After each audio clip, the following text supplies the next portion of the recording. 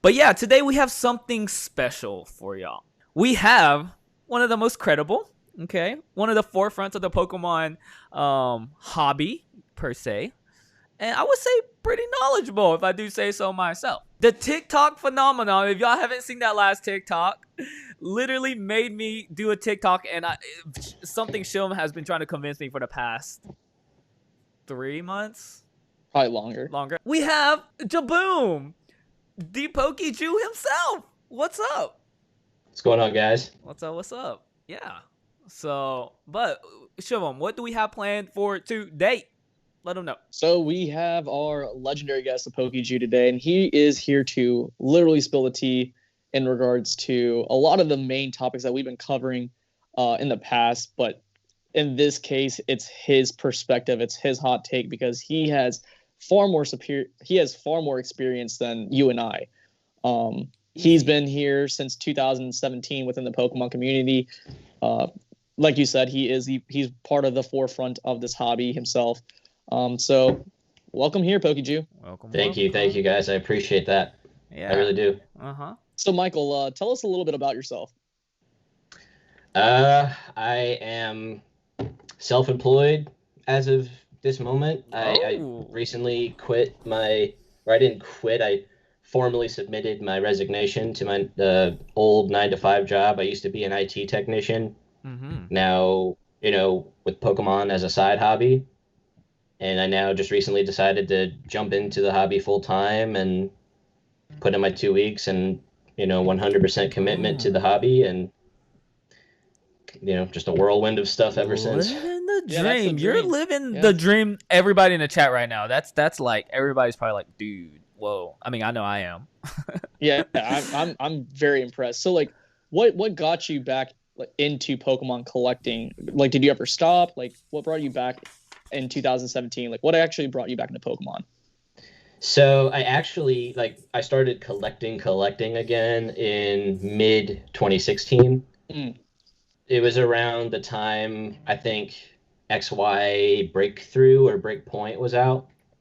And my little sister was opening packs at the kitchen table and watching Unlisted Leaf videos while doing it, and I just immediately, that was the first time I'd seen anyone opening Pokemon cards since I was a kid, and I just immediately interested and jumped in and was opening packs with her, and then I started doing research and I bought a Flash Fire box and pulled both the Secret Rare Charizard and a Mega Charizard out of the same box.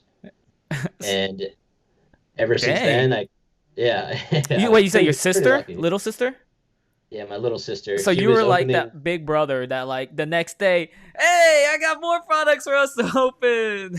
Yeah. I went over to my parents' house to visit, and she was opening Pokemon cards at the table, and I immediately was like, "What's this?" And just dove in, and man, that's a wholesome story right there. She's probably ever since. Best big brother for the year, right? Yeah. I mean, it turned into an obsession because after you don't say. Well, it's I just nonstop research, because if you go back and scroll to my very first post ever, it's complete sets, ungraded sets of the completed Crystal, Skyridge sets, and Aquapolis, and all the first edition Shinings, and all the Gold Stars.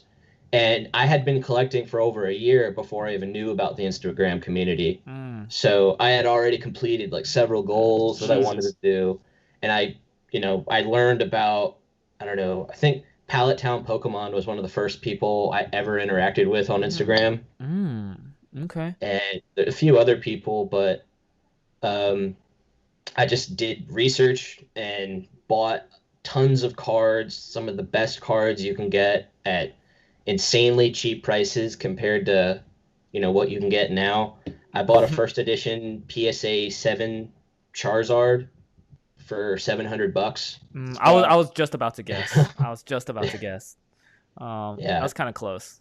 I was going to say so when you got back into the hobby, at what point did you start noticing like the success behind what you were doing? At what point did you realize like this is popping off? It was probably when I started getting interest from Unlisted Leaf and other like, PokeTubers, where they started to like reach out to me and like, wanting to do business and buy products. I think it was at that point where, things really started to take off ever since I did several Enlisted Leaf videos with him, where I supplied product and he, Mm-hmm. did a big old opening and everybody went crazy. Wow. And ever since then, this thing's just been repeatedly popping off with other stuff as well. And when was your first interaction with Ando? Like when was your first interaction with Unlisted Leaf? Like was that recent? Was that this year or was that like last year or the year before? It was last year, probably early last year, I would say. Okay. Would you say that was like after Worlds or before Worlds? It was before Worlds. Okay, that's pretty cool. Yeah. I guess Worlds is another good example of, when I realized, things were starting to get big. Like I had people just walk up to me and recognize who I was and say, "Hey, I follow your Instagram and, Okay. I really love your content." Yeah. Yeah, because I've been following you for quite some time. I think like my first interaction with you was I just got back into the hobby. I bought a PSA 9 Expedition Charizard card, and I was like, "Hey man, can you help me out with like this raffle thing?" You were like, "Buzz off," but like in a more respectful way. Like you don't have enough credibility. And at that point, I was like, "Okay, this guy's business. Like I gotta grow my reputation within the Pokemon community. I gotta, create a lot of trustworthiness and whatnot." And so I took a lot of notes from your book, and so that's part of the reason why we wanted to have you as our first guest. Yeah. There you go. I appreciate that. And yeah, I mean, I probably did at one point. Yeah. Yeah. And it's, a lot of people think that there's just a secret recipe to get followers and to get, Right. to get people to be interested in what you're doing. And there isn't, you just have to be in the community. You just have to be doing your thing, putting yourself out there. Mm-hmm. Like, I didn't just, spin around and become the Pokejew. Like it took a long time to get to where I'm at now. Yeah, you're almost at 20,000 followers on Instagram too. I mean, yeah, and I'm happy with that. I'm very happy with that. I'll touch on that as far as like the YouTube side. A lot of content creators believe that, oh, the algorithm doesn't like me. That's really not it. I've watched a lot of big influencers, and especially Mr. Beast. I watched a big interview that he did with some low. He's like, it's not the algorithms. Look at the numbers. Like he grinds it out. He focuses on what people want to see, what people want to hear. It's not about if you have, it's not about if you have the special sauce for the algorithms. That's not it. Just look at the numbers. It's just look about at the facts. Content is king. If you're producing at scale, then you're doing relatively well. Like, I mean, yeah. I remember when I first followed Michael here. He was, I think it was like last year. He was at 5,000 followers at that time, and now he's at 20,000. I mean, he's just started out on TikTok, and now he's starting to grow relatively pretty fast. Like, you're doing pretty well for yourself. It just goes. He's to show like, you, I know, Shim. Don't worry about it. I'll brush it off for you. I'll brush it off for you. Hold on. Wait. You're right here. I can't. Okay, never mind. I try to brush your shoulder, but Using what you were saying is actually correct. Like you look at Leonhardt, for example. Mm-hmm. A lot of people don't know Leonhardt actually has hundreds of videos that only have like maybe a max of 1,000 views. Like early on, like he spent a lot of time making content before he actually got noticed and like really started to get a following behind him. So. Yeah, like you were saying, the algorithm is just a myth. I think it's just all about the grind. 100%. I'll ask one spicy question, okay? Shiv, since you're over there asking all the, questions. Here's a good one. How much, Michael? How much? Okay, listen here. How much would it cost to sell off everything you own, as far as Pokemon goes? Not like your house or anything, but like just like my collection. Your collection, Pokemon. Is there a number? I mean, you don't have to answer. Don't feel free to answer. But I'm just wondering. Because somebody in here may buy it. I'm just kidding.